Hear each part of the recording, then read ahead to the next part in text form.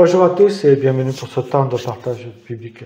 Ce matin, j'aimerais aborder un thème assez difficile et je n'aurai pas le temps de le développer complètement, mais c'est justement ce thème qui fait beaucoup couler d'encre, c'est l'euthanasie. Et je voudrais réagir devant les projets de la loi de légalisation de l'euthanasie en France. Légalisation, qu'on le sait, qui est effective ailleurs en Europe, comme en Belgique, en Suisse, et si on regarde, par exemple, un autre pays comme le Canada, c'est légalisé. Mais moi, j'aimerais réagir par rapport aux paroles du Premier ministre Gabriel Attal, qui a annoncé le 30 janvier que le projet de la loi sur l'aide active à mourir serait examiné avant l'été 2024. Ce que je trouve assez incroyable, c'est que la possibilité de mettre rapidement fin à sa vie est une option de plus en plus acceptable par nos contemporains.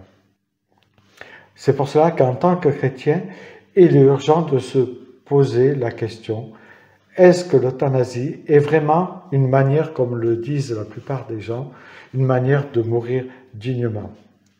Et en tant qu'enfants de Dieu, si nous avons reçu le Seigneur, si nous sommes nés de nouveau, quelle approche chrétienne devons-nous avoir devant l'euthanasie?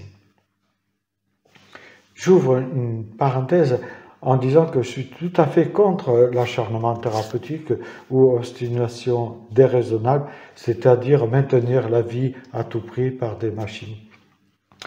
Et je reviens au thème de l'euthanasie, et ça c'est assez intéressant, qui est aussi appelé en anglais meurtre de compassion. Et que dit la Bible au sujet de la mort assistée, comme le dit nos contemporains? Il est intéressant de revenir au livre de l'Exode, au chapitre 20, verset 13, où il est question du 5e commandement qui a été donné au peuple d'Israël, mais qui nous est donné à nous aussi, où il est dit « Tu ne tueras point ». « Tu ne tueras point » qui vient de l'hébreu « rasa » et qui vaudrait mieux traduire par l'expression « Tu n'assassineras pas ». Alors je me suis plongé dans la loi française pour savoir qu'est-ce qu'un assassinat. Et la loi française bouge beaucoup. Alors à ce jour, ce que j'ai trouvé, c'est quand l'homicide volontaire a été prémédité, qu'on peut dire qu'il s'agit d'un assassinat. Prémédité signifie que l'action de tuer a été planifiée à l'avance et mûrement réfléchie par son ou par ses auteurs. Et là, je me suis posé la question, mais cela ne nous ramène-t-il pas à l'euthanasie, où une personne apporte finalement l'assistance pour mettre fin prématurément à la vie d'une autre personne? Alors, mes amis, faciliter l'accès à la mort tout en demeurant incapable d'offrir ce qu'on appelle les soins palliatifs qui existent aujourd'hui, avec des équipes incroyables, et dont nos citoyens ont besoin quand ils sont en fin de vie, n'est-ce pas irresponsable de les priver de cela? Et je veux dire, n'est-ce pas cruel? Parce qu'on oublie les conséquences présentes, à venir, mais aussi éternelles.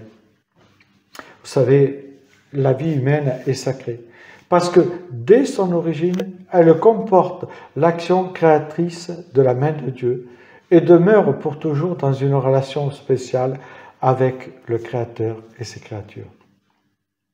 Les partisans qui se disent du suicide assisté abordent, eux, le sujet sous un angle positif en parlant de mourir dans la dignité. Mais mourir dans la dignité, c'est toujours mourir en fait. Et un suicide assisté reste un suicide. Il reste pour moi un acte mauvais, un acte qui relève, à ma vision des choses, de l'assassinat. Vous savez combien de personnes ont été euthanasiées en 2022 au Canada? 13 241 personnes. Ça pose des questions. Accepter l'euthanasie comme une solution à la souffrance, n'est-ce pas en quelque sorte déclarer forfait devant la lourde tâche de prendre soin de son prochain qui est en fin de vie jusqu'au bout? Vous le savez aussi bien que moi, parfois Dieu permet que des personnes souffrent longtemps, d'autres moins longtemps, et d'autres qu'elles ne souffrent pas du tout. Personne n'aime souffrir. Mais est-ce que cela nous donne le droit de vie et de mort sur une personne? Dieu manifeste souvent ses desseins au travers de la souffrance. Et l'Écriture nous en parle. Et la souffrance reste un grand mystère pour nous, un grand pourquoi qu'on pourra poser à Dieu quand on le rencontrera. Et on sait dans l'Écriture, et on le voit à la lecture de la Bible, que Dieu manifeste souvent ses desseins au travers de la souffrance. Et celle-ci restera toujours un mystère pour nous. Mais nous ne devrions jamais chercher à mettre fin prématurément à une vie. Mais nous ne devons pas non plus la préserver à tout prix par acharnement. Et moi j'aime bien cette parole de Philippe Pozzo dit Borgo, qui est mort en 2023, qui a été l'homme qui a inspiré le film qui a eu un grand succès, L'Intouchable.